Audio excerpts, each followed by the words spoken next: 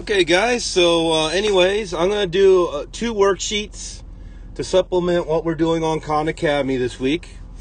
And this one's going to be reviewing basic Sohcahtoa, which anyone should be able to do. Radians and degrees, which all of you can very easily learn how to do if you don't know it yet. And so let's start with Sohcahtoa. Remember, Sohcahtoa goes, some old hippie caught another hippie tripping over apples, right? And that helps us remember the sine, cosine, and tangent functions. In this case, they want us to do the cosine of angle theta down here. Well, step 1 is you gotta look for your angle. Done. Step 2, you gotta label your sides. Notice how the 24 is opposite of the theta. Notice the 7 next to it is therefore the adjacent side. The longest side is always your hypotenuse. So, according to Sohcahtoa, I know cosine is adjacent with hypotenuse. So, cosine of theta would equal the adjacent, which is 7, over the hypotenuse, which is 25. And all you had to do is practice setting it up, because that's all you had to do on that last Khan Academy assignment I gave you, was set it up. All right, let's do another one. This one, they want tangent. Step 1, we look for our angle, theta. Done. Step 2, we label our sides. Notice how the 3 is opposite. Notice the 4 here is adjacent. The 5 is the longest side. That is therefore the hypotenuse. It's always opposite the 90-degree angle, by the way, guys. Hypotenuse always opposite the 90. But anyways, how do we do tangent? We know that tangent theta is always, according to Sohcahtoa, opposite over adjacent. So the opposite is 3. The adjacent is 4. And that's all you had to do. That's all you have to do on Khan Academy also. Let's do one more of those. Here we go. So, we're going to label find theta. Notice the 15 is opposite. Notice the 8 is adjacent. Adjacent means right next to, guys. The 17 is the longest side. That's your hypotenuse. Notice again how it's opposite the 90. If we want sine theta, sine is opposite hypotenuse. So we want opposite. So sine theta would be 15. That's opposite over the hypotenuse, which is 17, and we're done. Okay, let's move on to the next part of the worksheet. Here I'm giving you degrees, and I want you to change them into radians, which is another way to measure rotations and angles in trigonometry. How do we do that? Well, to save time, guys, you just have to simply remember that pi radians is the same thing as 180 degrees. That is our conversion factor. And notice I set it up right because the degrees are going to cancel out. And I'm left with 225 pi over 180. Next thing we got to do is simplify it. I know I could divide 225 by 5 and get 45. So now I have 45 pi because I divided by 5. And I have to, of course, divide 180 by 5. And 180 divided by 5 is 36.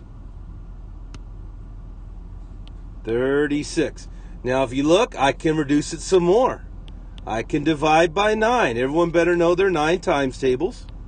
So I finally get 5 pi over 4, or 5/4 of a pi.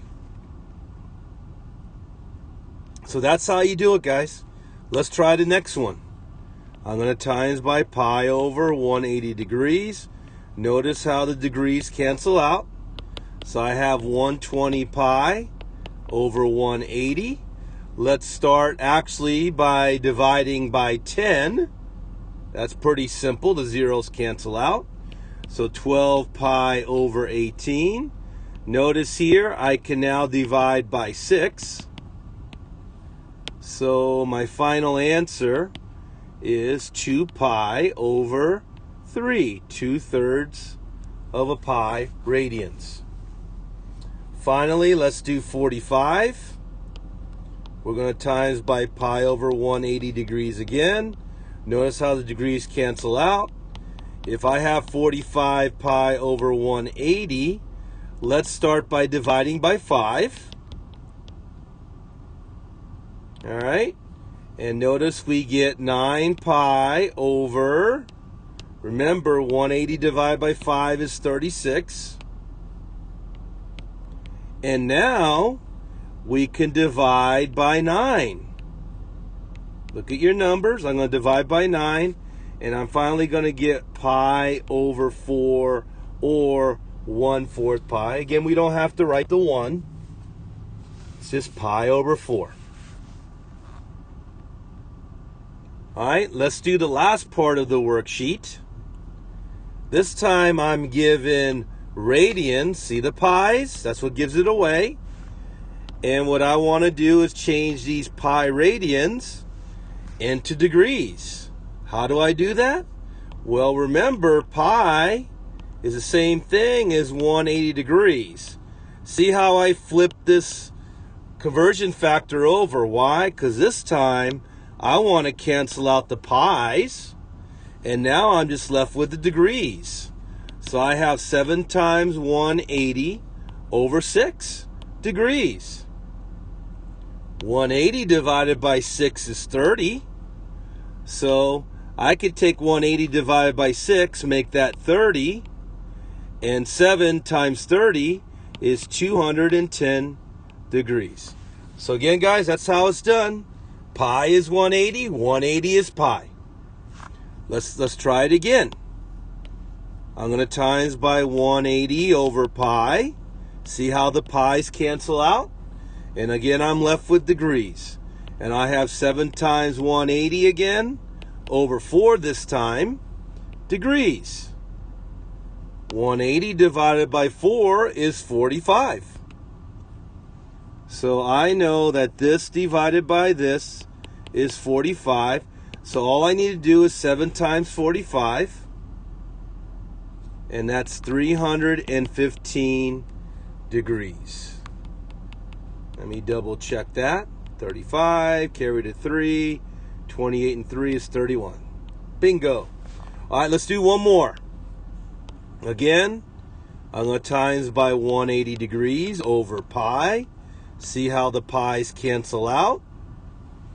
I therefore have 3 times 180 degrees over 4. Remember, 180 divided by 4 is 45. So I know that this divided by this is 45. So all I have to do is 3 times 45, which is 135 degrees. So guys, I will post obviously the worksheet along with this video. Here actually is the answer key. And as we've done throughout the school year together, copying is not going to do you any good. The idea is you try each problem and making sure you get the correct answers. For example, as I did on the last 3 right there. Okay? So, what are we trying to accomplish here, guys? Basic review stuff. All right? For now, anyways. We got to know our basic Sohcahtoa. We got to know how to work with radians and degrees a little bit better. See you around.